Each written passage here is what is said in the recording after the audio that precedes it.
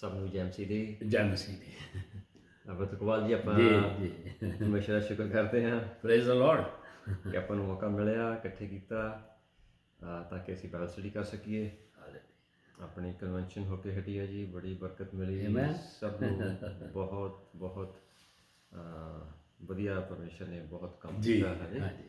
ਹਾਂਜੀ, ਤੇ ਆਪਾਂ ਪੜ੍ਹਦੇ ਹਾਂ ਜੀ ਬਾਈਬਲ ਸਟੱਡੀ ਸ਼ੁਰੂ ਕਰਨ ਤੋਂ ਪਹਿਲਾਂ ਸਾਮਜ਼, ਭਜਨ, ਜ਼ਬੂਰ 147 ਦੀਆਂ 7 ਤੋਂ 12 ਇਹ ਪੜ੍ਹਦੇ ਹਾਂ ਜੀ ਆਇਤਾਂ।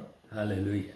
ਇਸ ਵਿੱਚ ਲਿਖਿਆ ਹੈ ਜੀ, ਯਹੋਵਾ ਨੂੰ ਧੰਨਵਾਦ ਨਾਲ ਉੱਤਰ ਦਿਓ, ਸਾਡੇ ਪਰਮੇਸ਼ਰ ਲਈ ਬਰਬਤ ਨਾਲ ਭਜਨ ਗਾਓ, ਜਿਹੜਾ ਆਕਾਸ਼ ਨੂੰ ਬੱਦਲਾਂ ਨਾਲ ਢੱਕਦਾ ਹੈ ਅਤੇ ਧਰਤੀ ਲਈ ਮੀਂਹ ਤਿਆਰ ਕਰਦਾ ਹੈ ਅਤੇ ਪਹਾੜਾਂ ਉੱਤੇ ਘਾਹ ਉਗਾਉਂਦਾ ਹੈ। ਉਹ ਡੰਗਰਾਂ ਨੂੰ ਉਹਨਾਂ ਦਾ ਆਹਾਰ ਦਿੰਦਾ ਹੈ ਜੀ, ਨਾਲੇ ਕਾਵਾਂ ਦੇ ਬੱਚਿਆਂ ਨੂੰ ਜਦ ਉਹ ਪੁਕਾਰਦੇ ਹਨ। ਵਾਹ ਵਾਹ। ਨਾ ਘੋੜੇ ਦੇ ਜ਼ੋਰ ਵਿੱਚ ਉਹ ਖੁਸ਼ ਹੁੰਦਾ ਹੈ, ਨਾ ਮਨੁੱਖ ਦੀਆਂ ਲੱਤਾਂ ਉੱਤੇ ਰੀਝਦਾ ਹੈ। ਯਹੋਵਾ ਆਪਣੇ ਭੈ ਮੰਨਣ ਵਾਲਿਆਂ ਉੱਤੇ ਰੀਝਦਾ ਹੈ। ਹਾਂਜੀ, ਅਤੇ ਆਪਣੀ ਦਇਆ ਦੀ ਆਸਵੰਦਾਂ ਉੱਤੇ ਵੀ। ਹਾਂਜੀ, ਹੇ ਯਰੂਸ਼ਲਮ ਯਹੋਵਾ ਦਾ ਜਸ ਗਾ, ਹੇ ਸਿਯੋਨ ਆਪਣੇ ਪਰਮੇਸ਼ਰ ਦੀ ਉਸਤਤ ਕਰ। ਹਾਲੇਲੂਇਆ। ਪਰਮੇਸ਼ਰ ਪਿਤਾ, ਆਪ ਸੱਚਮੁੱਚ ਉਸਤਤ ਦੇ ਯੋਗ ਹੋ, ਧੰਨਵਾਦ ਦੇ ਯੋਗ ਹੋ। ਆਪ ਦੀ ਦਇਆ, ਰਹਿਮ, ਕਿਰਪਾ ਬਹੁਤ ਹੈ ਔਰ ਸਦੀਪਕ ਹੈ। ਪਰਮੇਸ਼ਰ ਪਿਤਾ, ਆਪ ਦੇ ਪਿਆਰ ਦੀ ਲੰਬਾਈ, ਚੌੜਾਈ, ਗਹਿਰਾਈ, ਉਚਾਈ ਨੂੰ ਅਸੀਂ ਸਮਝ ਸਕੀਏ। ਪਰਮੇਸ਼ਰ ਪਿਤਾ, ਸਾਨੂੰ ਉਹ ਸਮਝ ਦਿਓ, ਸਾਨੂੰ ਉਹ ਮਸੀਹ ਦੀ ਅਕਲ ਦਿਓ। ਪਰਮੇਸ਼ਰ ਪਿਤਾ, ਸਾਡੀਆਂ ਸੋਚਾਂ ਮਸੀਹੀ ਸੋਚ ਬਣ ਜਾਏ। ਇੱਕ ਇੱਕ ਚੀਜ਼ ਜੋ ਸਾਡੀ ਜ਼ਿੰਦਗੀ, ਸਾਡੀ ਸੋਚ ਵਿੱਚ ਜੋ ਆਪ ਵੱਲੋਂ ਨਹੀਂ ਹੈ, ਉਹ ਸਾਡੀਆਂ ਜ਼ਿੰਦਗੀਆਂ ਦੇ ਵਿੱਚ ਪਰਮੇਸ਼ਰ ਪਿਤਾ ਦੂਰ ਹੋ ਜਾਏ। ਦਇਆ ਕਰੋ, ਰਹਿਮ ਕਰੋ ਪਰਮੇਸ਼ਰ ਪਿਤਾ ਸਾਡੇ ਉੱਪਰ, ਔਰ ਅਸੀਂ ਆਪ ਦੇ ਵਚਨ ਨੂੰ, ਆਪ ਦੇ ਕਲਾਮ ਨੂੰ ਜਾਣੀਏ, ਸਮਝੀਏ ਔਰ ਇਸ ਨੂੰ ਅੱਗੇ ਵੰਡੀਏ, ਅੱਗੇ ਫੈਲਾਈਏ। ਪਰਮੇਸ਼ਰ ਪਿਤਾ, ਆਪ ਦੇ ਰਾਜ, ਆਪ ਦੀ ਖੁਸ਼ਖਬਰੀ ਨੂੰ, ਜੋ ਆਪ ਜੀ ਦਾ ਮਕਸਦ ਹੈ ਸਾਡੇ ਲਈ, ਉਹ ਸਾਡੀਆਂ ਜ਼ਿੰਦਗੀਆਂ ਦੇ ਵਿੱਚ ਪੂਰਾ ਹੋਵੇ। ਪਰਮੇਸ਼ਰ ਪਿਤਾ, ਔਰ ਅੱਜ ਦਾ ਸਾਰਾ ਸਮਾਂ ਇਹ ਬਾਈਬਲ ਸਟੱਡੀ ਆਪ ਦੇ ਹੱਥਾਂ ਵੀ ਦਿੰਦੇ ਹਾਂ। ਇਕਬਾਲ ਜੀ ਦੇ ਇਹਨਾਂ ਦੇ ਜੀਵਨ ਦੇ ਲਈ ਆਪ ਦਾ ਸ਼ੁਕਰ ਕਰਦੇ ਹਾਂ। ਪਰਮੇਸ਼ਰ ਪਿਤਾ, ਇਹਨਾਂ ਦੇ ਸਾਰੇ ਪਰਿਵਾਰ ਦੇ ਲਈ ਆਪ ਦੀ ਬਰਕਤ ਮੰਗਦੇ ਹਾਂ। ਪਰਮੇਸ਼ਰ ਪਿਤਾ, ਅੱਜ ਹੁਣ ਬਚਨ ਜੋ ਅਸੀਂ ਪੜ੍ਹਨ ਸਿੱਖਣ ਜਾ ਰਹੇ ਹਾਂ ਪਵਿੱਤਰ ਆਤਮਾ ਦੁਆਰਾ, ਪਰਮੇਸ਼ਰ ਪਿਤਾ, ਇਸ ਦੇ ਵਿੱਚ ਆਪ ਜੀ ਦੀ ਮਰਜ਼ੀ ਪੂਰੀ ਹੋਵੇ। ਔਰ ਇਹ ਸਭ ਕੁਛ ਆਪ ਦੇ ਇਕਲੌਤੇ ਪੁੱਤਰ ਸਾਡੇ ਮੁਕਤੀਦਾਤਾ ਯਿਸੂ ਮਸੀਹ ਦੇ ਨਾਮ ਵਿੱਚ ਮੰਗਦੇ ਹਾਂ। ਆਮੀਨ ਆਮੀਨ। ਹਾਂਜੀ ਭਰਾ ਜੀ। ਜੀ ਸਰ।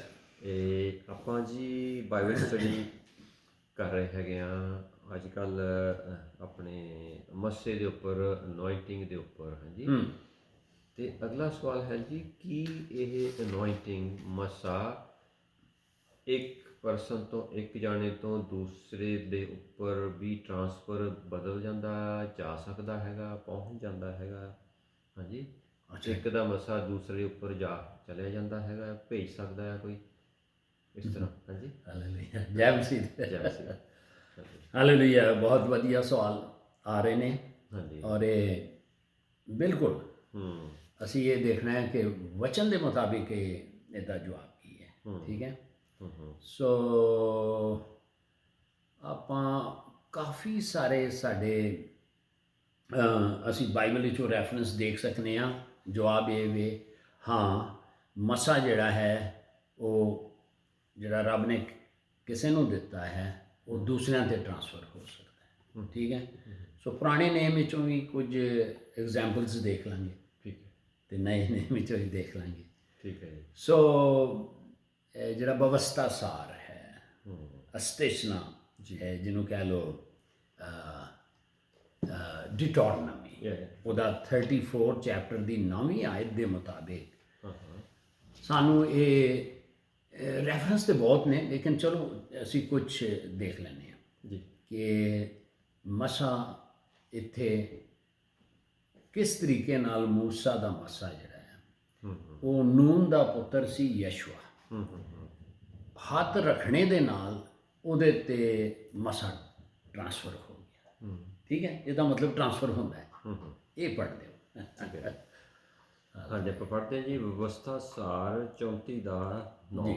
ਹਾਂਜੀ, 34 ਦੇ 9, ਡਿਟੋਨਮੀ 34 ਵਰਸ 9 ਉਹਦੇ ਵਿੱਚ ਲਿਖਿਆ ਹੈ, ਨੂਨ ਦਾ ਪੁੱਤਰ ਯਹੋਸ਼ੂਆ ਬੁੱਧੀ ਅਤੇ ਆਤਮਾ ਨਾਲ ਭਰਪੂਰ ਸੀ, ਕਿਉਂ ਜੋ ਮੂਸਾ ਨੇ ਆਪਣੇ ਹੱਥ ਉਸ ਉੱਤੇ ਰੱਖੇ ਸਨ।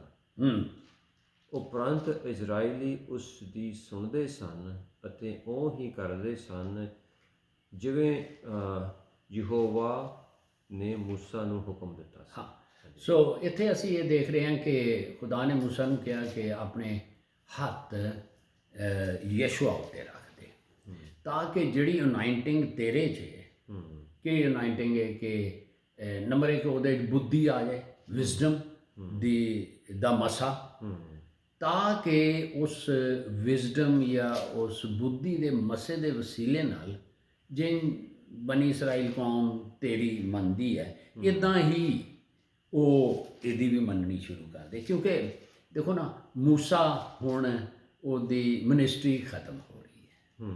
ਖਤਮ ਮੀਨਸ ਹੁਣ ਇੱਕ ਰਿਪਲੇਸਮੈਂਟ ਜਾਂ ਯਸ਼ੂਆ ਤਿਆਰ ਹੋ ਰਿਹਾ ਹੈ। ਹਾਂ, ਹੁਣ ਉਹਦਾ ਮੂਸਾ ਹੁਣ ਮਤਲਬ ਜਾ ਰਿਹਾ ਆਪਣਾ ਸਰੀਰ ਛੱਡ ਕੇ। ਹਾਂਜੀ, ਹੁਣ 120 ਸਾਲ ਦਾ ਹੋ ਚਲਿਆ। ਹਾਂ, ਫਿਰ ਉਹ ਹਾਂਜੀ ਠੀਕ ਹੈ। ਵਿਵਸਥਾ ਸਾਰ ਆਖਰੀ ਚੈਪਟਰ ਦੇ ਵਿੱਚ 5ਵੀਂ ਆਇਤ ਜਿਹੜੀ ਹੈਗੀ ਹੈ ਨਾ, ਉਹਦੇ ਵਿੱਚ ਫਿਰ ਉਹ ਖੁਦਾ ਨੇ ਉਹਨੂੰ ਬੈਤੇ ਫੌਰ ਦੀ ਵਾਦੀ 'ਚ ਦਫਨ ਕਰ ਦਿੱਤਾ। ਇਹ ਅਗਲੀ ਗੱਲ ਹੈ ਕਿ ਉਹ ਦਫਨ ਹੁਣ ਜਿਹਦਾ ਅੱਜ ਤੱਕ ਕਿਸੇ ਨੂੰ ਨਹੀਂ ਪਤਾ। ਮਤਲਬ ਇਹ ਵੇ ਕਿ ਉਹ ਚੁੱਕ ਵੀ ਲਿੱਤਾ ਗਿਆ ਹੋਏਗਾ। ਠੀਕ, ਸੋ ਦਿਸ ਇਜ਼ ਅਨਦਰ। ਸੋ ਇਸ ਲਈ ਇਹ ਇੱਕ ਮਿਸਾਲ ਆ ਗਈ। ਅੱਛਾ, ਫਿਰ ਇੱਕ ਹੋਰ ਆ ਗਈ ਹੈ ਥੋੜ੍ਹਾ ਜਿਹਾ, ਸੌਰੀ, ਨੰਬਰਸ ਨਹੀਂ, ਗਿਣਤੀ। ਨੰਬਰਸ ਗਿਣਤੀ, ਪੰਜਾਬੀ 'ਚ ਵੀ ਗਿਣਤੀ ਕਹਿੰਦੇ ਨੇ।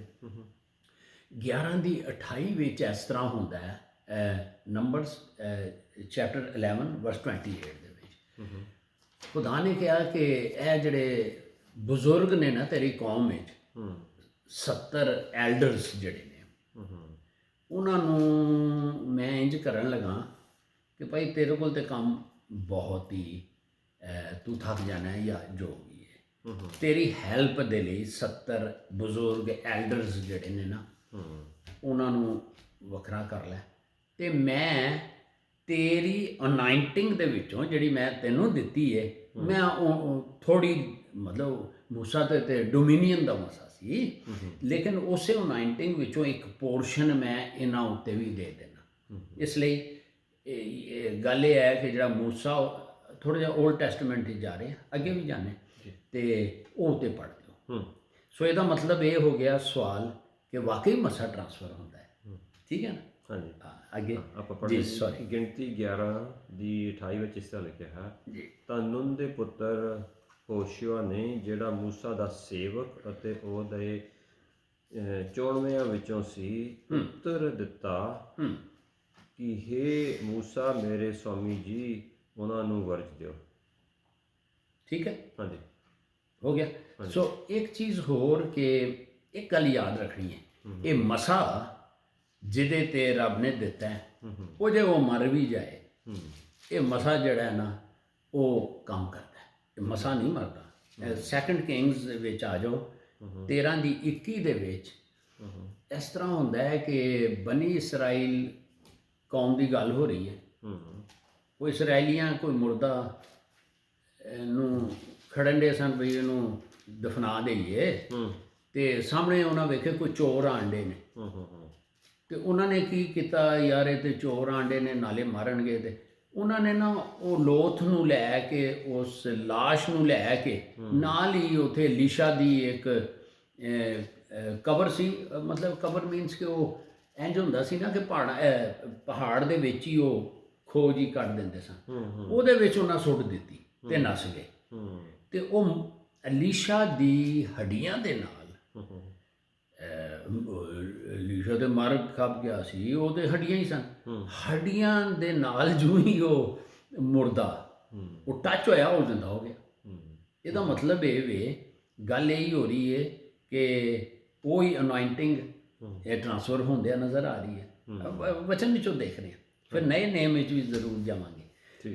ਕੀ ਸੀ ਦੂਸਰਾ ਸਲਾਤੀਨ? ਹਾਂ, ਦੂਜੇ 13 ਦੀ 21 ਪੜ੍ਹ ਦਈਏ ਜੀ। ਹਾਂ, ਯਾਨੀ ਸੈਕੰਡ ਕਿੰਗਸ 13 ਵਰਸ 21। ਹਾਂਜੀ ਜੀ ਹਾਂਜੀ, ਉਹਦੇ ਵਿੱਚ ਹੈ, ਅਤੇ ਇਉਂ ਹੋਇਆ ਕਿ ਜਦ ਉਹ ਇੱਕ ਮਨੁੱਖ ਨੂੰ ਦੱਬਣ ਨੂੰ ਹੀ ਸਨ, ਤਾਂ ਵੇਖੋ ਉਹਨਾਂ ਨੇ ਇਹ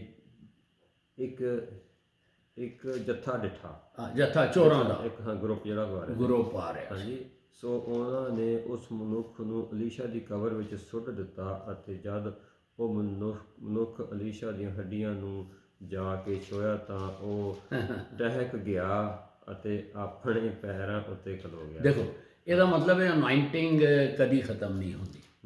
ਸੋ ਇਹ ਟ੍ਰਾਂਸਫਰ ਜ਼ਿੰਦਾ ਦੀ ਵੀ ਹੋ ਜਾਂਦੀ ਹੈ ਤੇ ਮੁਰਦਾ ਦੀ। ਹੁਣ ਮੁਰਦਾ ਦੀ ਕਿੰਜ ਹੋ ਜਾਂਦੀ ਹੈ? ਮਿਸਾਲ ਦੇ ਤੌਰ ਤੇ ਕਿ ਇਹ ਜਿਹੜੇ ਕੋਈ 40 ਲੋਕਾਂ ਨੇ ਵਚਨ ਪਵਿੱਤਰ ਆਤਮਾ ਦੀ ਅਗਵਾਈ 'ਚ ਲਿਖਾਇਆ, ਇਹ ਵਚਨ ਤੇ ਅੱਜ ਸਾਡੇ ਹੱਥਾਂ 'ਚ ਹੈ ਨਾ, ਤੇ ਜਦੋਂ ਇਹਨੂੰ ਪੜ੍ਹਨੇ ਆ ਇਹਦੇ ਤੋਂ ਸਾਡੇ ਤੇ ਮਸਾ ਹੁੰਦਾ ਹੈ। ਠੀਕ ਹੈ, ਠੀਕ ਹੈ। ਕਈ ਹੋਰ ਖੁਦਾ ਦੇ ਖਾਦਮ ਨੇ ਜਿਨ੍ਹਾਂ ਦੀਆਂ ਅਸੀਂ ਵੀਡੀਓ ਨੇ ਜਾਂ ਆਡੀਓ ਨੇ ਜਾਂ ਬੁੱਕਸ ਨੇ, ਕਿਤਾਬਾਂ, ਉਹ ਪੜ੍ਹਨੇ ਆ ਤੇ ਸਾਨੂੰ ਮਸਾ ਟੱਚ ਕਰਦਾ ਹੈ। ਸੋ ਇਹਦਾ ਮਤਲਬ ਹੈ ਕਿ ਠੀਕ ਹੈ। ਸੋ ਇੱਕ ਚੀਜ਼ ਹੋਰ ਕਿ ਫਿਰ ਅਸੀਂ ਰੋਮਨਸ ਚੈਪਟਰ 1 ਵਰਸ 11 ਦੇ ਵਿੱਚ ਥੋੜ੍ਹਾ ਜਿਹਾ ਪਾਲੂਸ ਰਸੂਲ ਕਹਿ ਰਹੇ, ਇਹ ਹੁਣ ਨਏ ਨੇਮ ਵਿੱਚ ਆ ਜਾਈਏ। ਓਕੇ ਜੀ, ਠੀਕ ਹੈ।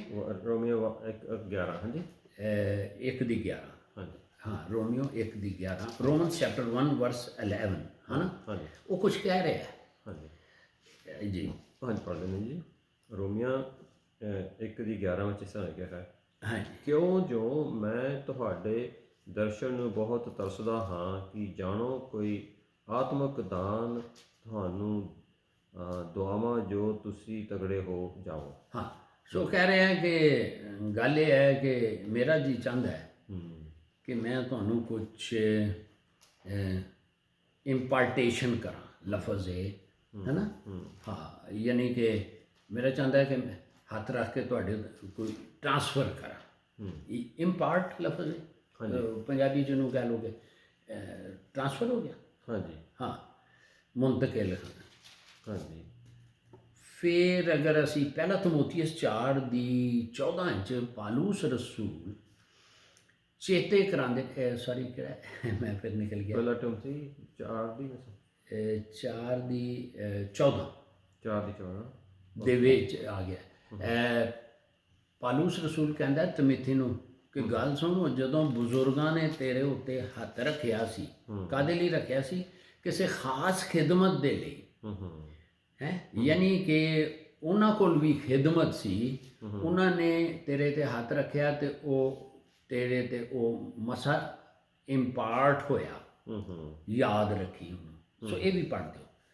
ਤੇ ਫਿਰ ਨਾਲ ਹੀ ਦੂਸਰਾ ਪੜ੍ਹ ਦਿਓ ਕਿ 2 ਤਿਮੋਥੀ 1:6, ਇਹ ਦੂਸਰਾ ਤੀਮੋਥੀਅਸ 1:6 ਵੀ ਪਹਿਲੇ ਉਹ ਪੜ੍ਹ ਦਿਓ।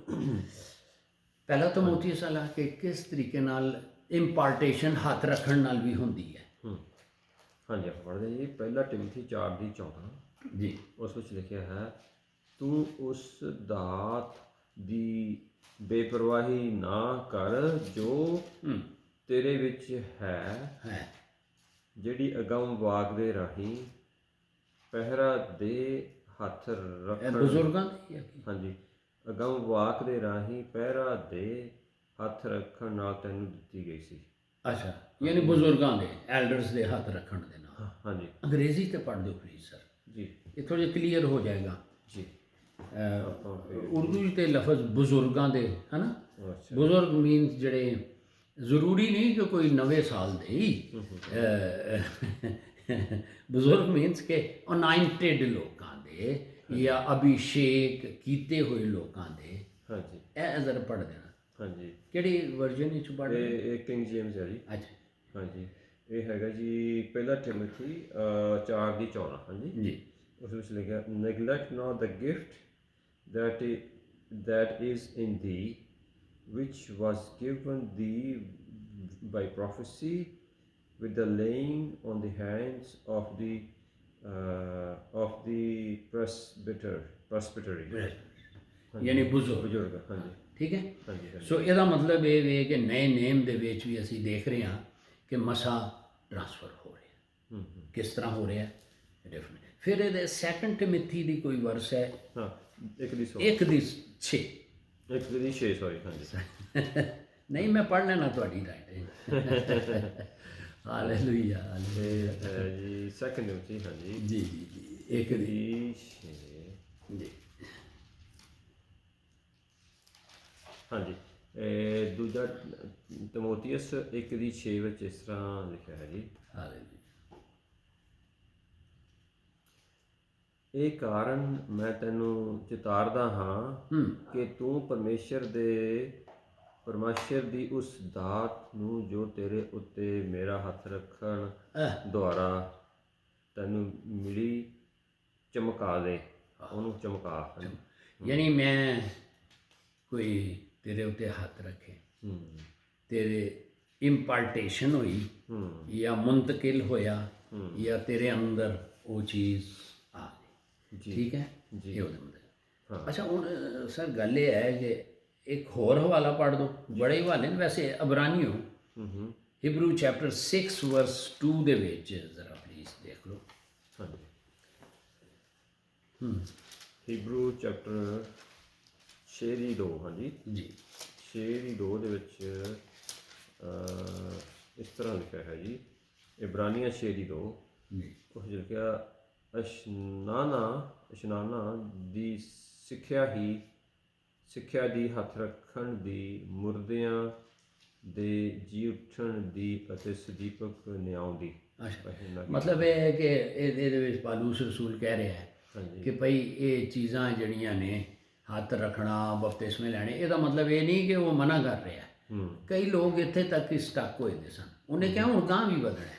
ਸੋ ਇਹਦਾ ਮਤਲਬ ਇਹ ਵੀ ਇਹ ਵਰਸ ਪੜ੍ਹਾਉਣ ਦਾ ਕਿ ਇਹ ਇੱਕ ਅਰਲੀ ਚਰਚ ਵਿੱਚ ਇੰਜ ਵੀ ਇੰਪਾਰਟੇਸ਼ਨ ਹੁੰਦੀ ਸੀ। ਉੱਥੇ ਲਿਖਿਆ ਨਾ ਹੱਥ ਰੱਖਣੇ ਨਾਲ ਹੀ ਹੈ ਨਾ। ਅੱਛਾ ਹੁਣ ਸਰ ਇਹਦੇ ਵਿੱਚ ਕੋਈ ਹੋਰ ਸਵਾਲ ਹੈ? ਕੋਈ ਕੀ ਸੀ? ਇੰਪਾਰਟੇਸ਼ਨ ਜਿਹੜੀ ਹੈ ਉਹ ਡਿਫਰੈਂਟ ਤਰੀਕੇ ਨਾਲ ਵੀ ਅਸੀਂ ਦੇਖ ਸਕਦੇ ਹਾਂ। ਤੇ ਹਾਂਜੀ ਇਹਦੇ ਵਿੱਚ ਹੋਰ ਹੈਗਾ ਜੀ, ਜਦੋਂ ਜਿਹੜਾ ਹੱਥ ਰੱਖਣ ਨਾਲ ਅਨੋਇੰਟਿੰਗ ਟ੍ਰਾਂਸਫਰ ਹੁੰਦੀ ਆ ਜੀ, ਜਿਹੜਾ ਹੱਥ ਰੱਖ ਰਿਹਾ ਜੀ, ਉਹਦੀ ਅਨੋਇੰਟਿੰਗ ਟ੍ਰਾਂਸਫਰ ਹੋ ਰਹੀ ਆ। ਹਾਂ ਇਹ ਦੇਖੋ ਉਹ ਡਿਪੈਂਡ ਕਰ ਰਿਹਾ ਹੈ ਕਿ ਜਿਸ ਤਰੀਕੇ ਨਾਲ ਅਸੀਂ ਚੇਲਿਆਂ ਦੇ ਕਰਤੱਵ 13 ਦੇ ਵਿੱਚ ਅਸੀਂ ਦੇਖਿਆ, ਪਹਿਲੀ 3 ਆਇਤਾਂ ਦੇ ਵਿੱਚ 4 ਆਇਤਾਂ 'ਚ ਦੇਖਿਆ ਸੀ ਨਾ ਕਿ ਉੱਥੇ ਟੀਚਰ ਮੌਜੂਦ ਸਨ, ਹੈ ਨਾ, ਉੱਥੇ ਨਬੀ ਮੌਜੂਦ ਸਨ ਤੇ ਉਹ ਸਾਰੇ ਇਕੱਠੇ ਸਨ। ਤੇ ਦੱਸਿਆ ਤੇ ਪਾਕ ਰੂਹ ਨੇ ਕਿ ਹੁਣ ਆਪਾਂ ਦੇਖਿਆ ਕਿ ਅਨੋਇੰਟਿੰਗਸ ਜਿਹੜੀਆਂ ਨੇ ਨਾ ਉਹ 28 ਬਣਦੀਆਂ ਨੇ, ਜਿਸ ਤਰ੍ਹਾਂ ਆਪਾਂ ਸਟੱਡੀ ਕਰ ਚੁੱਕੇ ਹਾਂ। ਹੁਣ ਕਿਹੜੀ ਅਨੋਇੰਟਿੰਗ ਉਸ ਬੰਦੇ ਨੂੰ ਚਾਹੀਦੀ ਹੈ? ਸੋ ਇਹ ਜਿਹੜੇ ਰਸੂਲ ਨੇ ਇਹਨਾਂ ਕੋਲ ਇਹ ਫੁੱਲਨੈਸ ਦੀ ਅਨੋਇੰਟਿੰਗ ਹੁੰਦੀ ਹੈ, ਜਿਸ ਤਰੀਕੇ ਨਾਲ ਡੋਮੀਨੀਅਨ ਦਾ ਮਸਾ। ਠੀਕ ਹੈ। ਉਹ ਫਿਰ ਡੋਮੀਨੀਅਨ ਦਾ ਮਸਾ ਅਪੋਸਲ ਜਿਹੜੇ ਨੇ ਨਾ ਉਹਨਾਂ ਵਿੱਚ ਪਾਕ ਰੂਹ ਦੇ ਸਾਰੀਆਂ ਨੇਮਤਾਂ ਆਪਰੇਟ ਕਰਦੀਆਂ ਨੇ, ਮਿਨਿਸਟਰੀਜ਼ ਹੁੰਦੀਆਂ ਨੇ। ਠੀਕ ਹੈ ਨਾ। ਸੋ ਜਿਹਨੂੰ ਪਾਕ ਰੂਹ ਨੇ ਹਰ ਇੱਕ ਬੰਦੇ ਨੂੰ ਅਲੱਗ-ਅਲੱਗ ਖਿਦਮਤ ਲਈ ਚੁਣਿਆ।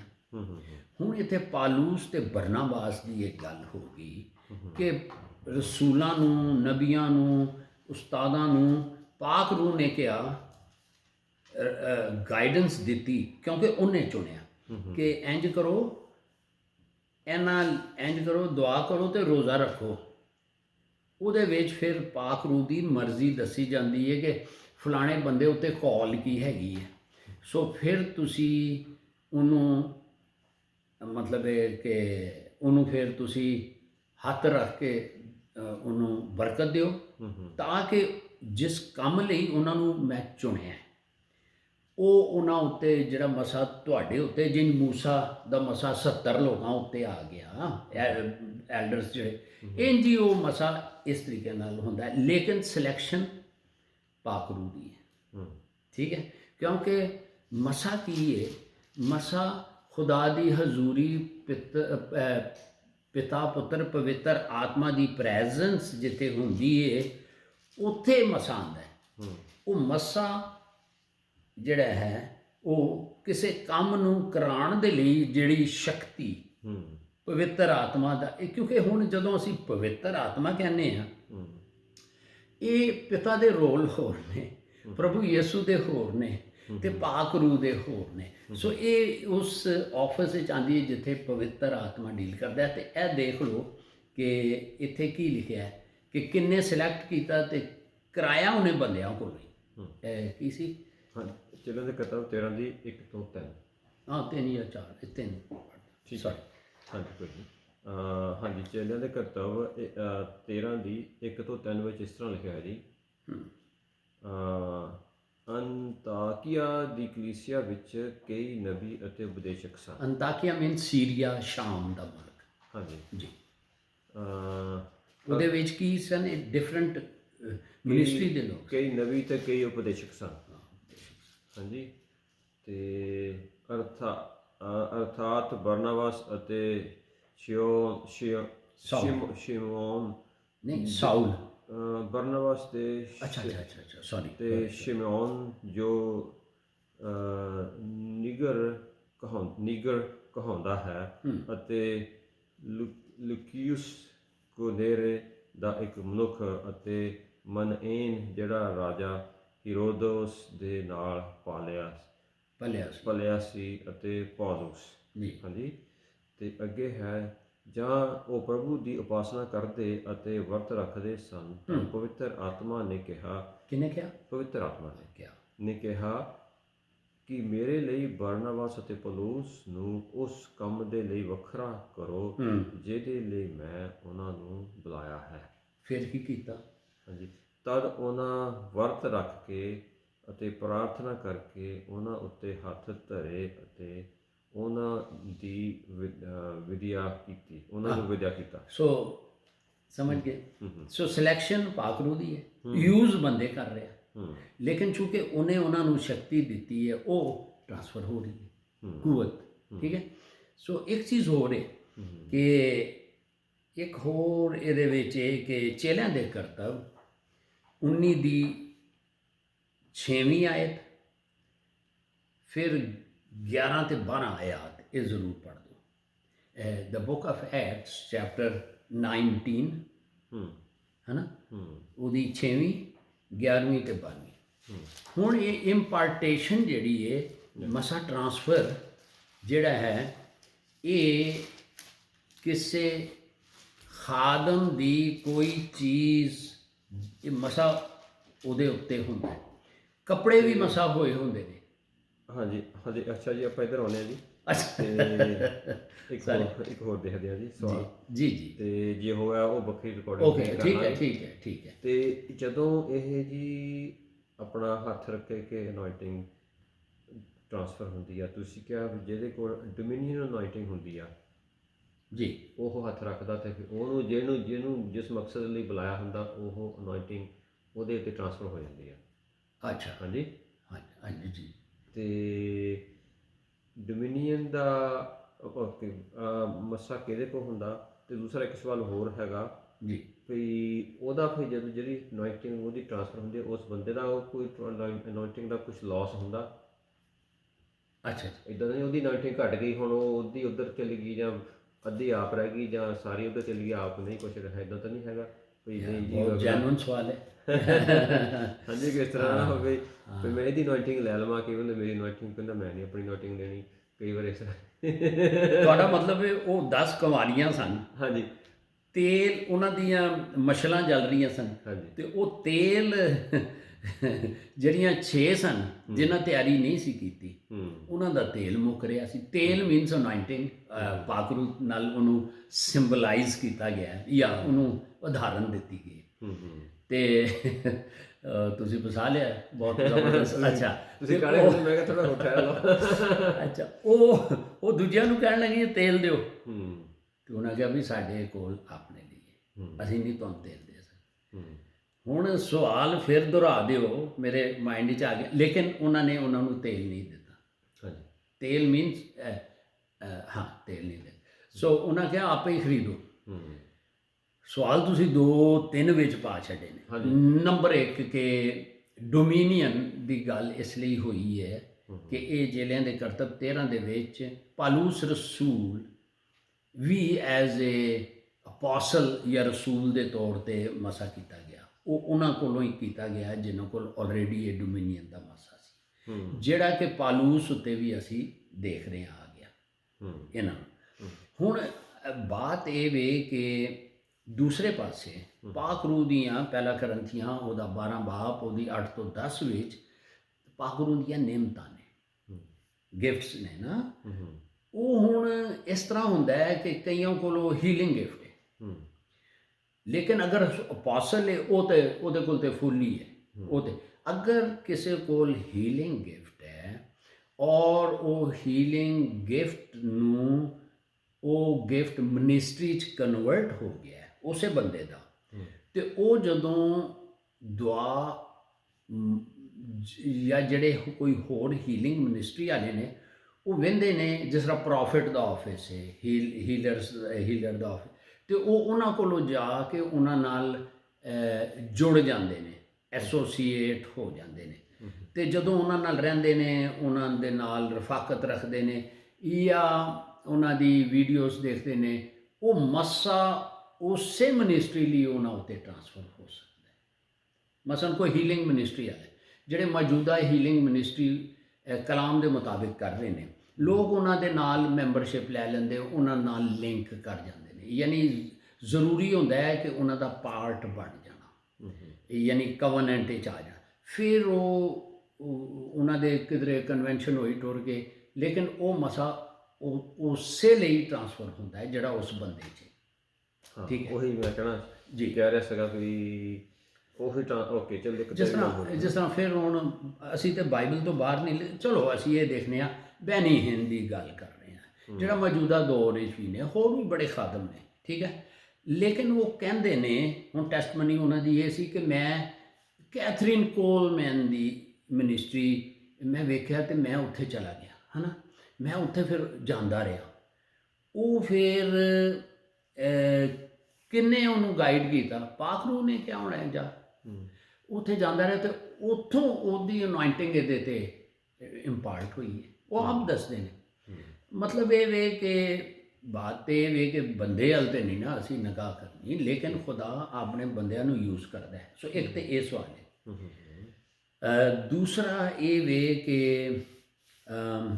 ਦੂਸਰਾ ਕੀ ਸੀ ਜਿਹੜਾ ਫਿਰ ਇਸ ਤਰ੍ਹਾਂ ਹੁੰਦਾ, ਸਪੋਜ਼ ਤੁਸੀਂ ਹੀਲਿੰਗ, ਜਦੋਂ ਕੋਈ ਹੀਲਿੰਗ ਗਿਫਟ ਹੈਗਾ ਉਹਦੇ ਕੰਟੈਕਟ ਦੇ ਵਿੱਚ ਕੋਈ ਦੂਸਰਾ ਆਉਂਦਾ ਤੇ ਉਹਦੇ ਤੋਂ ਹੀਲਿੰਗ ਗਿਫਟ ਟ੍ਰਾਂਸਫਰ ਹੋ ਜਾਂਦਾ। ਹਾਂ, ਇੱਕ ਵਾਰੀ ਜੇ ਟ੍ਰਾਂਸਫਰ ਹੁੰਦਾ ਤੇ ਜਿਹਦੇ ਕੋਲੋਂ ਟ੍ਰਾਂਸਫਰ ਹੋਇਆ ਉਹਦੇ ਹੀਲਿੰਗ ਗਿਫਟ ਦੇ ਵਿੱਚ ਕਮਜ਼ੋਰੀ ਤਾਂ ਨਹੀਂ ਆਉਂਦੀ, ਘਾਟਾ ਤਾਂ ਨਹੀਂ ਪੈਂਦਾ ਉਹਨੂੰ? ਦੇਖੋ ਯਾਰ ਇਹ ਬਹੁਤ ਸਵਾਲ ਹੈ। ਇੱਕ ਵਾਰੀ ਖੁਦਾ ਯਿਸੂ ਮਸੀਹ, ਭੀੜ ਸੀਗੀ, ਇੱਕ ਭੀੜ ਸੀ ਉੱਥੇ, ਉਹ ਇੱਕਦਮ ਕਿਸੇ ਔਰਤ ਨੇ ਉਹਦਾ ਪੱਲਾ ਛੂ ਲਿਆ,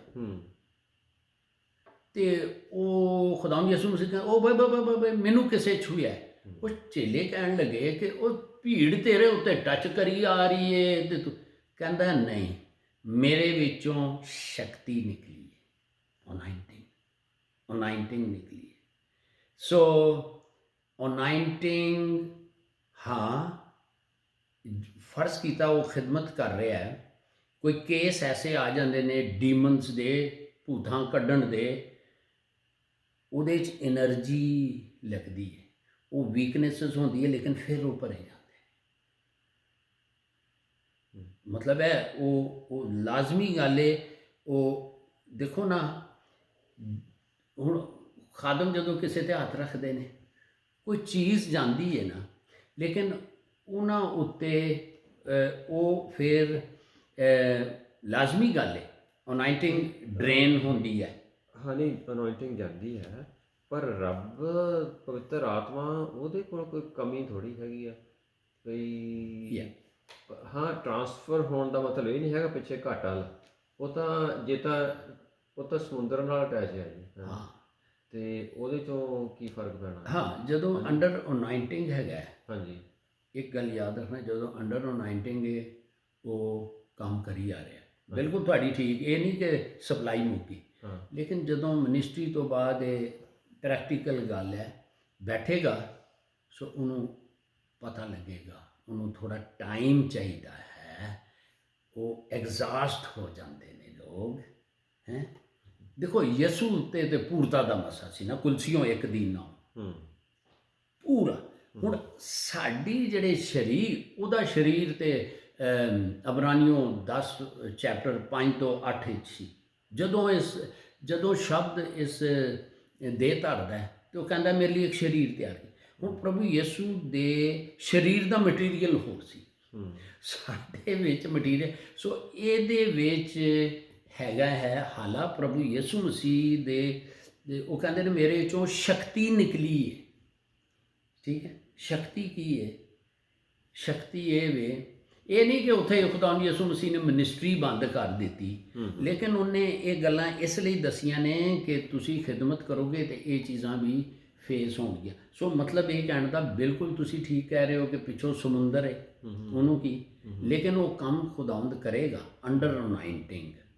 ਠੀਕ ਹੈ, ਹੋ ਜਾਏ। ਲੇਕਿਨ ਬਾਅਦ ਵਿੱਚ ਅਗਲੀ ਸਟੇਜ ਇਹ ਵੇ, ਉਹਦਾ ਕਹਿਣ ਦਾ ਮਤਲਬ ਜਿੱਥੋਂ ਤੱਕ ਮੈਂ ਸਮਝਦਾ ਜੀ, ਇਹ ਵੀ ਹੋ ਸਕਦਾ ਆ ਵੀ ਉੱਦਾਂ ਜਿਹੜੇ ਨਾਲ ਤੁਸੀਂ ਕਹਿੰਦੇ ਭੀੜ 'ਚ ਛੋ ਗਿਆ ਤਾਂ ਉੱਦਾਂ ਅਚਾਨਕ ਹੋ ਗਿਆ।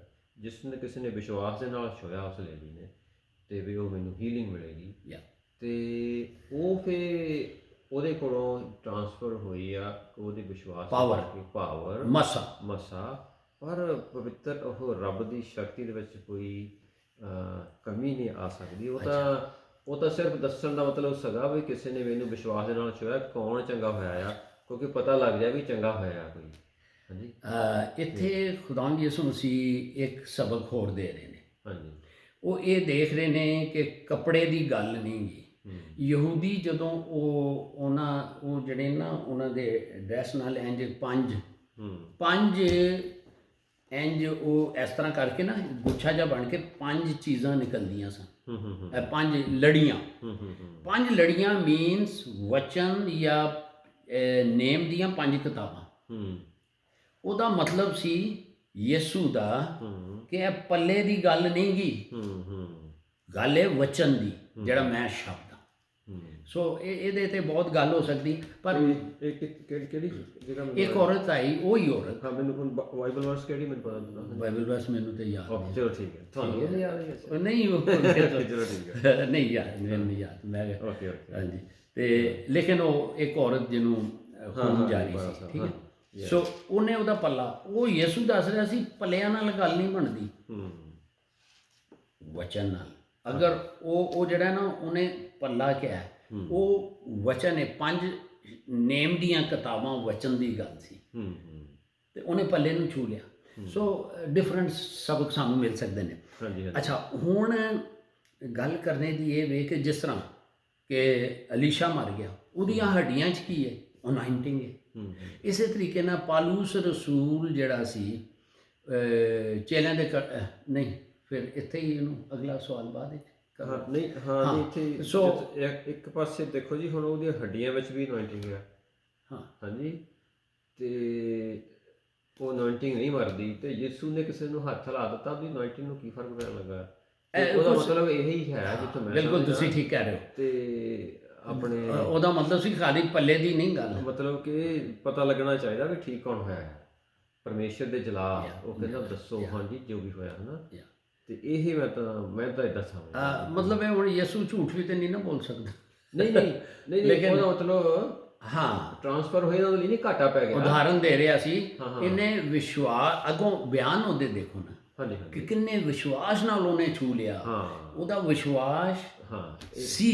ਹਾਂ। ਉਹਦਾ ਮਤਲਬ ਹੈ ਕਿ ਤੁਸੀਂ ਵਿਸ਼ਵਾਸ ਵੀ ਨਹੀਂ ਰੱਖਦੇ, ਉਹ ਵਿਸ਼ਵਾਸ ਰੱਖੋ ਮੇਰੇ ਤੇ। ਦੇਖੋ ਇਹ ਆਈ ਏ, ਇਹ ਸਾਰੇ ਰੂਲਸ ਤੋੜ ਕੇ ਆਈ। ਜਿਹਨੂੰ ਖੂਨ ਬਹਿੰਦਾ ਸੀ ਜਾਂ ਜੋ ਵੀ ਉਹਦੀ ਪ੍ਰੋਬਲਮ ਸੀ, ਉਹ ਲੋਕਾਂ ਕੋਲੋਂ ਦੂਰ ਰਹਿੰਦੇ ਸਨ, ਉਸ ਲੇਕਿਨ ਸਮੇਂ ਉਹਨੇ ਹਾਂਜੀ। ਵਿਸ਼ਵਾਸ ਇੰਨਾ ਲਿਆਂਦਾ। ਕੋੜੀਆਂ ਨੇ ਵਿਸ਼ਵਾਸ ਲਿਆਂਦਾ, ਅੰਨਿਆਂ ਨੇ ਵਿਸ਼ਵਾਸ ਲਿਆਂਦਾ, ਰੋਲਾ ਪਾ ਦਿੱਤਾ, ਠਾਲ ਕਰਦੇ। ਤੇ ਉਹ ਗੱਲ ਤੁਹਾਡੀ ਬਿਲਕੁਲ ਠੀਕ ਹੈ। ਯਿਸੂ ਵਿੱਚ ਤੇ ਸਮੁੰਦਰ ਛੱਡ ਕੇ ਤੇ ਬਹੁਤ ਹੀ ਅਨੋਇੰਟਿੰਗ ਹੈ। ਸੋ ਹਾਂ, ਮੈਂ ਇਹਨੂੰ ਕਰੈਕਟ ਕਰਨਾ ਨਹੀਂ, ਵੈਰੀ ਗੁੱਡ, ਠੀਕ। ਤੇ ਇਹ ਗੱਲ ਹੈ, ਠੀਕ ਹੈ। ਸੋ ਬਾਕੀ ਹੋਰ ਵੀ ਕੋਈ ਸਵਾਲ ਨੇ? ਅਗਲੀ ਸਟੱਡੀ ਦੇਖ ਲੈਣਾ। ਹਾਂ, ਤੁਹਾਡਾ ਬਸ ਟਾਈਮ ਹੋ ਜਾਂਦਾ ਬੜੀ ਹਾਂਜੀ ਜਲਦੀ। ਟਾਈਮ ਫਿਰ ਜੀ, ਹਾਂ ਫਿਰ ਤੁਸੀਂ ਤਾਂ ਛੇਤੀ ਕਰਨ ਲੱਗੇ ਸੀ, ਹਾਲੇ ਮੈਂ ਕਿਹਾ ਠੀਕ ਹੈ। ਹਾਂਜੀ ਹਾਂਜੀ।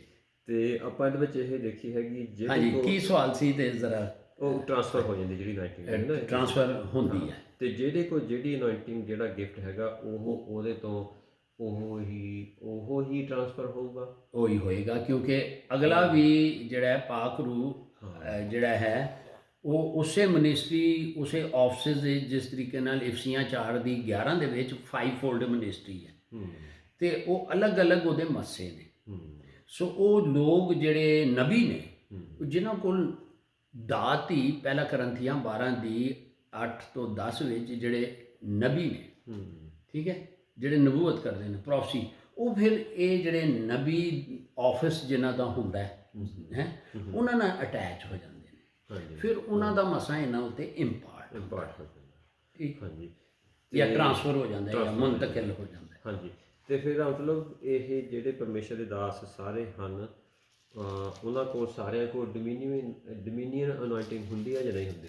ਸਾਰਿਆਂ ਕੋਲ ਨਹੀਂ ਹੁੰਦੀ, ਲੇਕਿਨ ਜਿਸ ਤਰੀਕੇ ਨਾਲ ਅਸੀਂ ਦੇਖਿਆ ਸੀ ਕਿ ਜੋ ਹੀ ਪਾਕ ਰੂਹ ਹਰ ਇੱਕ ਦੇ ਅੰਦਰ ਆ ਗਿਆ, ਹਰ ਇੱਕ ਕੋਲ ਅਖਤਿਆਰ ਆ ਜਾਂਦਾ ਹੈ, ਪਾਕ ਰੂਹ ਦਾ ਮਸਾ ਆ ਜਾਂਦਾ ਹੈ, ਠੀਕ ਹੈ। ਉਹ ਫਿਰ ਕਿਸ ਲਈ ਆ ਜਾਂਦਾ ਹੈ? ਉਹ ਅਲੱਗ ਕੀਤੇ ਜਾਂਦੇ ਨੇ। ਯਾਨੀ ਕਲੀਸਿਆ ਦਾ ਮਤਲਬ ਇਹ ਵੇ, ਕਲੀਸਿਆ ਦਾ ਮਤਲਬ ਇਹ ਵੇ ਕਿ ਦੁਨੀਆ ਵਿੱਚੋਂ ਅਲੱਗ ਕੀਤੇ ਹੋਏ ਲੋਕ ਜਿਹੜੇ ਪ੍ਰਭੂ ਯਿਸੂ ਮਸੀਹ ਦੇ ਵਸੀਲੇ ਨਾਲ ਪਿਤਾ ਦੇ ਖਾਨਦਾਨ ਵਿੱਚ ਸ਼ਾਮਲ ਹੋ। ਇਹ ਤੇ ਇੱਕ ਸਟੇਜ ਆ ਗਈ, ਜਿਸ ਤਰ੍ਹਾਂ ਡੇਵਿਡ ਭੇਡਾਂ ਚਰਾ ਰਿਹਾ ਸੀ, ਉਹਨੂੰ ਬਰਕਤ ਦੇਣ ਲਈ ਕਿ ਹੁਣ ਤੈਨੂੰ ਅਲੱਗ ਕੀਤਾ ਗਿਆ, ਤੂੰ ਅੱਗੇ। ਸੈਕਿੰਡ ਫਿਰ ਅਸੀਂ ਵੇਖਨੇ ਆ ਕਿ ਡੇਵਿਡ ਨੂੰ ਯਹੂਦਾ ਦੇ ਕਬੀਲੇ ਦਾ ਰਾਜਾ ਬਣਾ ਦਿੱਤਾ। ਇੰਝ ਹੀ ਜਿਹੜੇ ਖਿਦਮਤ ਲਈ ਫਿਰ ਲੋਕ ਜਿਨ੍ਹਾਂ ਨੂੰ ਪਾਕ ਰੂਹ ਦਾ ਬਪਤਿਸਮਾ ਹੋ ਜਾਂਦਾ, ਉਹ ਸਾਰੇ ਖਿਦਮਤ ਕਰ ਸਕਦੇ। ਤੀਸਰਾ ਜਿਹੜਾ ਹੈ ਯਾਨੀ ਜਾਜਕਾਂ ਦਾ ਮਸਾ, ਇਹ ਕੋੜੀਆਂ ਦਾ ਮਸਾ। ਜਦੋਂ ਸਾਡੇ ਪਾਪ ਮਾਫ ਹੋ ਗਏ, ਅਸੀਂ ਵੀ ਕੋੜੀ ਸਾਂ, ਤੇ ਉਹ ਹੋ ਗਿਆ, ਤੇ ਅਸੀਂ ਯਿਸੂ 'ਚ ਆ ਗਏ। ਸੈਕੰਡ ਹੋ ਗਿਆ ਕਿ ਹੁਣ ਯਿਸੂ ਨੇ ਕਿਹਾ ਸੀ ਬਾਹਰ ਨਾ ਨਿਕਲਿਓ ਜਿੰਨੀ ਦੇਰ ਤੱਕ ਪਵਿੱਤਰ ਆਤਮਾ ਦਾ ਬੈਪਟਿਜ਼ਮ ਨਾ ਹੋਵੇ। ਉਹ ਖਿਦਮਤ ਲਈ ਜਾਜਕਾਂ ਦਾ ਮਸਾ। ਹੁਣ ਤੀਸਰਾ ਜਿਹੜਾ ਹੈ ਉਹ ਡੋਮੀਨੀਅਨ ਦਾ ਮਸਾ ਹੈ, ਜਿਹੜਾ ਕਿ ਅਸੀਂ ਵੇਖਨੇ ਆ ਇਹ ਸਾਰੇ ਰਸੂਲਾਂ ਕੋਲ ਸੀ। ਉਹਨਾਂ ਨੂੰ ਚੇਲਿਆਂ ਦੇ ਕਰਤੱਵ ਦੇ ਵਿੱਚ ਜਦੋਂ ਉਹਨਾਂ ਨੇ ਮਿਨਿਸਟਰੀ ਸ਼ੁਰੂ ਕਰ ਦਿੱਤੀ, ਫਿਰ ਉਹਨਾਂ ਉੱਤੇ ਡੋਮੀਨੀਅਨ ਦਾ ਮਸਾ ਆਇਆ। ਚੇਲਿਆਂ ਦੇ ਕਰਤੱਵ 4 ਦੇ ਵਿੱਚ ਉਹ 29 ਆਇਤ ਦੇ ਵਿੱਚ ਜਦੋਂ ਉਹ ਫਿਰ ਉਹਨਾਂ ਉੱਤੇ ਉਹ ਆਇਆ। ਇਸੇ ਤਰੀਕੇ ਨਾਲ ਲੋਕਾਂ ਉੱਤੇ ਡੋਮੀਨੀਅਨ ਦਾ ਮਸਾ ਇਸ ਦੁਨੀਆ 'ਚ ਬਹੁਤ ਹੀ ਘੱਟ ਹੈਗਾ। ਪਤਾ ਨਹੀਂ, ਮੇਰੀ ਨੌਲੇਜ ਹੀ ਤੇ ਨਹੀਂ, ਲੇਕਿਨ ਰੋਕ ਰਹੇ ਨੇ। ਲੇਕਿਨ ਇਹ ਖਤਰਨਾਕ ਵੀ ਹੋ ਸਕਦਾ ਹੈ। ਅਨੋਇੰਟਿੰਗ ਜਿਹੜੀ ਹੈ ਉਹਦਾ ਅਗਰ ਸਹੀ ਇਸਤੇਮਾਲ ਨਾ ਕਰੋ, ਮਾਰ ਵੀ ਛੱਡਦੀ ਹੈ। ਹਾਂਜੀ, ਉਹਦਾ ਨੁਕਸਾਨ ਹੋ ਸਕਦਾ। ਆਪਣੇ ਪੌਲ ਨਹੀਂ ਪਤਰਸ ਜਿਹੜੇ ਉਹ ਆਪਣਾ ਹੁਣ ਕਾਫੀ ਟਾਈਮ ਹੋ ਜਾਂਦਾ ਜੀ, ਜਿਹੜੇ ਉਹ ਆਪਣੇ ਸਫੇਰਾ ਤੇ ਕੀ ਹੁੰਦੇ ਚੇਲਿਆਂ ਦੇ ਕਰਤੱਵ ਚੈਪਟਰ 5 ਦੇ ਵਿੱਚ। ਹਾਂਜੀ, ਇਹ ਅਨੋਇੰਟਿੰਗ, ਉਹ ਬਲੀਵਰ ਨੇ, ਪਾਕ ਰੂਹ ਨਾਲ ਮਾਮੂਰ ਨੇ, ਸਾਰਾ ਕੁਝ ਉਹਨੇ ਬੋਲਿਆ। ਸੋ ਇਹ ਇਸ ਲਿਹਾਜ਼ ਨਾਲ ਖਤਰਨਾਕ ਵੀ ਹੈ। ਸੋਚ ਕੇ ਜਲਦਬਾਜ਼ੀ ਵਿੱਚ ਉਹ ਲੀਸ਼ਾ ਸੀ, ਉਹ ਬੱਚਿਆਂ ਨੇ ਰੋਲਾ ਪਾ ਦਿੱਤਾ, ਉਹ ਗੰਜਾ ਹੈ ਤੇ ਨਾ ਮੇਰੇ ਵੱਲ ਨਾ ਵੇਖੋ, ਨਾ ਮੇਰੇ ਵੱਲ ਨਾ ਵੇਖੋ, ਬਿਲਕੁਲ ਠੀਕ ਹੈ ਜੀ। ਤੇ ਉਹ ਰਿਛੜੀ ਆਈ ਖਾ ਗਈ। ਸੋ ਇਹ ਵੇ, ਲੇਕਿਨ ਇਹਦਾ ਹਿਸਾਬ ਵੀ ਦੇਣਾ ਪਏਗਾ ਬਹੁਤ ਹੀ, ਜਿੰਨਾ ਜਿਹਨੂੰ ਦੇ। ਸੋ ਐਨੀਵੇ, ਜੋ ਮਿਲਿਆ ਵੱਡੀ ਗੱਲ, ਉਹਨੂੰ ਲਿਸ਼ਕਾਉਂਦੇ ਰਹੋ, ਸ਼ਾਈਨ ਕਰਦੇ ਰਹੋ, ਹੋਰਾਂ ਦੀ ਉਮੀਦ ਰੱਖੋ। ਮਿਲ ਗਿਆ ਠੀਕ ਹੈ, ਨਾ ਮਿਲਿਆ ਫਿਰ ਵੀ ਜੈ ਮਸੀਹ ਦੀ। ਉਹਦੇ ਰਾਜ ਦੇ ਨੌਕਰ ਹਾਂ ਜੀ, ਜਿੱਥੇ ਜਿੱਦਾਂ ਜਿੱਥੇ ਜਿੱਥੇ ਅਸੀਂ ਉਹਦੇ ਬਿਹਾਫ ਉੱਤੇ ਕੰਮ ਕਰ ਰਹੇ ਹਾਂ। ਸਾਨੂੰ ਕੰਮ ਸਾਨੂੰ ਕਰੀਏ। ਭੁੱਖ ਪਿਆਸ ਇਹ ਨਹੀਂ ਚਾਹੀਦੀ ਸਾਨੂੰ ਆਹ ਮਸਾ ਮਿਲ ਜਾਏ, ਸਾਨੂੰ ਆਹ ਮਸਾ ਮਿਲ ਜਾਏ, ਜੋ ਮਿਲਿਆ ਉਹਨੂੰ ਲੱਗੇ ਰਹੋ, ਉਹਨੇ ਆਪੇ ਹੀ ਵਧਾਈ ਜਾਣਾ, ਜਿੱਦਾਂ ਇਸਤੇਮਾਲ ਕਰਨਾ। ਸਭ ਤੋਂ ਵੱਡੀ ਮਿਨਿਸਟਰੀ ਹਾਂਜੀ ਹਾਂਜੀ ਲੋਕਾਂ ਨੂੰ ਯਿਸੂ ਨਾਲ ਮੁਲਾਕਾਤ ਕਰਾ ਦਿਓ, ਬਸ ਉਹ ਮੁਕਤੀ ਪਾ ਜਾਣ। ਹੂੰ ਸਾਡੇ ਪਤਰਸ ਕਹਿੰਦਾ ਸਾਡੇ ਈਮਾਨ ਦਾ ਮਕਸਦ ਹੀ ਕੀ ਹੈ? ਉਹ ਯਾਰ ਟਾਈਮ ਹੋ ਜਾ ਰਿਹਾ, ਰੂਹਾਂ ਦੀ ਨਜਾਤ। ਬਿਲਕੁਲ ਜੀ। ਬਸ ਜੇ ਆਪਾਂ ਬੈਠੇ ਮੰਗੀ ਜਾਂਦੇ ਮਸਾ ਮੈਨੂੰ ਆਹ ਚਾਹੀਦਾ, ਉਹ ਚਾਹੀਦਾ, ਆਹ ਚਾਹੀਦਾ, ਰੱਬ ਉਹ ਵੀ ਪੁੱਛਦਾ ਸੋਚ ਵੀ ਜੋ ਪਹਿਲਾਂ ਦਿੱਤਾ ਉਹਦਾ ਕੀ ਕਰ ਰਹੇ ਹਾਂ। ਹਾਂਜੀ ਬਹੁਤ ਇੱਕ ਇੱਕ ਟੈਲੈਂਟ ਦਾ ਹਿਸਾਬ ਦੇਣਾ ਪੈਣਾ ਇੱਕ ਇੱਕ। ਹਾਂਜੀ ਹਾਂਜੀ ਹਾਂਜੀ ਠੀਕ ਹੈ। ਪਰਮੇਸ਼ਰ ਪਿਤਾ ਹਾਲੇਲੂਇਆ।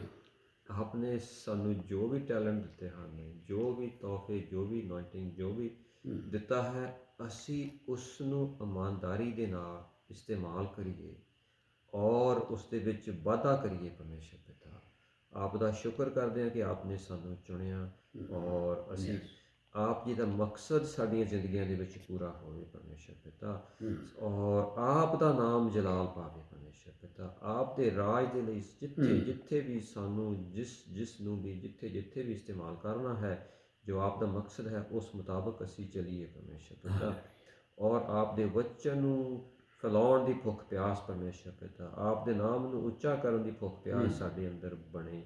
ਔਰ ਪਰਮੇਸ਼ਰ ਪਿਤਾ ਅਸੀਂ ਜੋ ਵੀ ਵਚਨ ਅੱਜ ਪੜ੍ਹਿਆ, ਸੁਣਿਆ, ਸਮਝਿਆ ਪਵਿੱਤਰ ਆਤਮਾ ਦੁਆਰਾ ਪਰਮੇਸ਼ਰ ਪਿਤਾ, ਉਹ ਸਾਰਾ ਵਚਨ ਸਾਡੇ ਅੰਦਰ ਵਸ ਜਾਏ ਔਰ ਉਹ ਵਧੇ ਫੁੱਲੇ, ਬਹੁਤ ਸਾਰਾ ਫਲ ਲੈ ਕੇ ਆਏ ਪਰਮੇਸ਼ਰ ਪਿਤਾ। ਔਰ ਇਹ ਸਾਰੇ ਵਚਨ ਨੂੰ ਯਿਸੂ ਮਸੀਹ ਦੇ ਪਵਿੱਤਰ ਲਹੂ ਵਿੱਚ ਢੱਕਦੇ ਹਾਂ ਤਾਂ ਕਿ ਚੋਰ ਇਸ ਵਿੱਚ ਚੋਰੀ ਨਾ ਕਰ ਸਕੇ, ਇਸ ਵਿੱਚ ਹੇਰਾਫੇਰੀ ਨਾ ਕਰ ਸਕੇ ਪਰਮੇਸ਼ਰ ਪਿਤਾ। ਔਰ ਇਹ ਸਭ ਕੁਝ ਮੰਗਦੇ ਹਾਂ ਆਪ ਦੇ ਇਕਲੌਤੇ ਪੁੱਤਰ ਸਾਡੇ ਮੁਕਤੀ ਦਾਤਾ ਯਿਸੂ ਮਸੀਹ ਦੇ ਨਾਮ ਵਿੱਚ। ਆਮੀਨ।